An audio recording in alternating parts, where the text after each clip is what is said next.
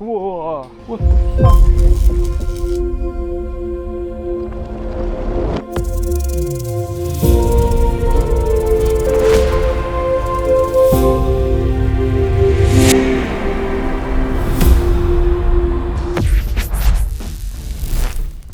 Hi everyone, Bela here. I hope you are all doing well. In the last video we made our way south, through sand dunes, salt fields and a very muddy drive all the way to Saigon. This is the finale, a river full of life, the tallest tower in the country, the place that tells the story of the Vietnam War.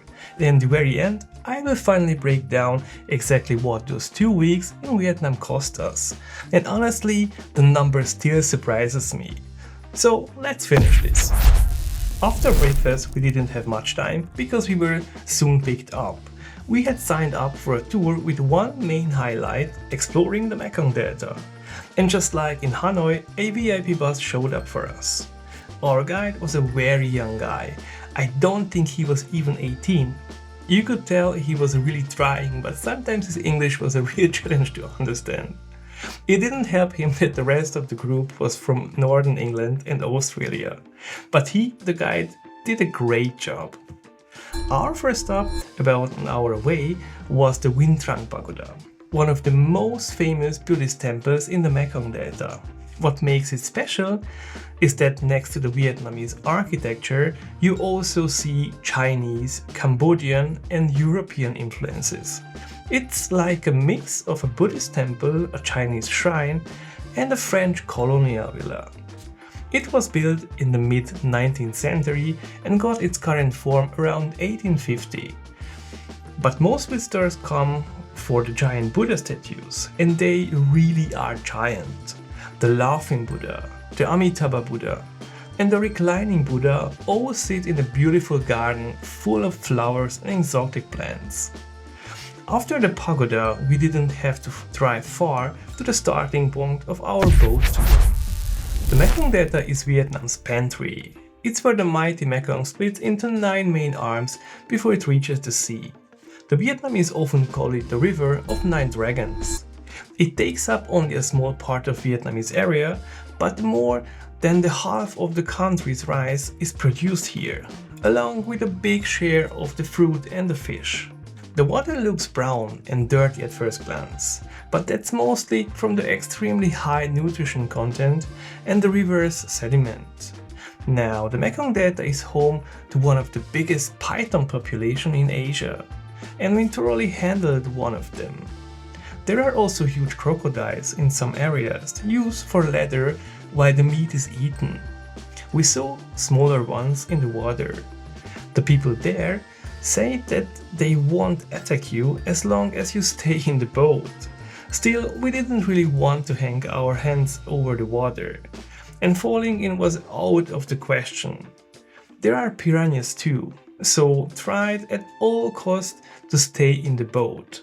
We rode on the smaller arms of the river, and between the islands we moved around in a traditional wooden boats.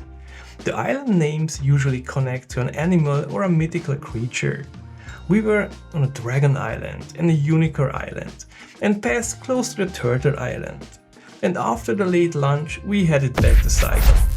We got back around 5 in the afternoon. Since it felt too early for dinner, we decided to first go see the tallest building in the country. The landmark 81 SkyView is one of the most famous sites in Ho Chi Minh City, and probably the first place where you really feel that Vietnam isn't only rice fields and scooters, but also an ultra-modern skyscrapers. The SkyView is the observation deck on the upper floors of the landmark 81 tower. The building itself is 461 meters tall and the viewing level sits at about 380 meters. From up here, an incredible panorama of the whole city opens up. After the observation deck, we walked through Bui Vien, Saigon's most famous party and nightlife street. We arrived around the opening time, so the crowd was still bearable, although the invitations coming every 2 meters. Come eat with us, happy hour, massage. Got a little tiring after a while. After circling the area, we decided to have a dinner somewhere else. We had no desire to eat in that crowd and noise. In the end, we stopped at a small street vendor, and there we ate one of the best phas of the entire trip. It really seems the rule holds in Vietnam. The best places are often the ones that looks at least promising from the outside. Our last full day, we wanted to see the parts of the city we had skipped so far. The plan was simple: see a few sights after breakfast and rest and get ready for the long trip home. And of course, that's not how it went. Our first stop was the Ben Thanh Market, about 300 meters from our hotel. It's the most famous market in Ho Chi Minh City. More than just a shopping spot, it's kind of a cultural institution. Its origins go back to the 17th century, though the building you see today was built by the French in the early 20th century. The next stop was the Independence Palace, one of the most important historical places in the city. If there is one building that symbolically ended the Vietnam War, it's this one. On the 30th of April 1975, a North Vietnamese tank broke through the palace gate, which symbolized the end of the war and the fall of Saigon. That moment is so iconic that a copy of the tank still stands in the front of the palace today. In Vietnam, this day is known as Liberation Day. From there, we went to the War Remnants Museum. And this isn't just a museum. It's not a place you go for a sight. It's a place you come out of quieter than you went in. The exhibition mainly shows the Vietnam War, its human consequences, and the suffering of civilians from the Vietnamese perspective.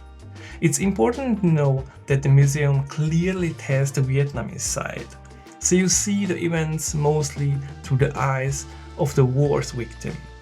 Outside I took a few photos, but inside I didn't. It just didn't feel right. The place is shattering and incredibly intense. The brutality that happens during the war is almost impossible to grasp. If someone travels to Saigon and struggles with this kind of content, I wouldn't necessarily recommend it. For me, it was pretty close to the edge too.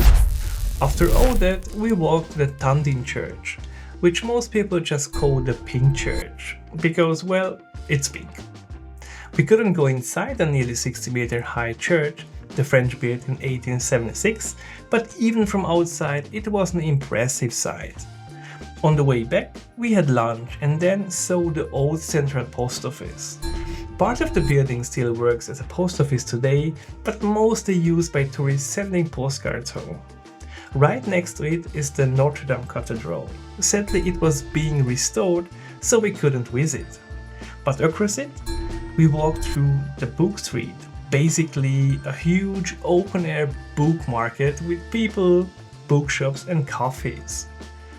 By the time we got back to the hotel, it was already evening. We started packing and getting ready for the long trip the next day. In the evening, we went out to eat one last time, and somewhere in that moment, it really hit us that the trip was over. The next day, we wouldn't discover new places, we wouldn't try new food, we wouldn't set off for new cities. We had to go home. And though we didn't know it yet, on the plane we had already been thinking about one day we would definitely have to come back to Vietnam. Okay, so let's talk about money. I promised this at the very start of the series. Most of our hotels were 5-star hotels, and we usually paid between 25 and 40 euros a night. And on our mountain tour, we slept in a wooden house for 7 euros, and breakfast was always included everywhere. In bigger cities, you could eat and drink at places for around 5 euros, as street vendors often just 1 or 2 euros. Our most expensive dinner was 15 euros per person, and that included a starter, a main and 3 drinks. Organized day tours were around 30 euros per day. The Mekong Delta tour though was just 12. The 13 hours train ride was 17 euros. The Golden Bridge Park, on the other hand, was expensive by Vietnamese standards and honestly not even that cheap by European ones. The entrance there was 40 euros. We hired a car with a driver several times, sometimes with a guide too. Those usually cost 50 to 100 euros, including fuel and tolls. And keep in mind, the drivers often drove 10 hours and waited for us while we explored. Entrance to most major sites was 2 to 3 euros at most, often less. Landmark 81 was one of the exceptions at 9 euros. And so here's the big number. In total, we each spent about 1,350 euros in just over 2 weeks.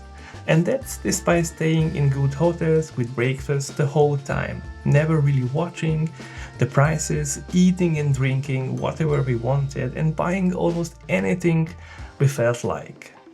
The flight with a budget airline or basic economy would have been about 1,000 euros from Central Europe.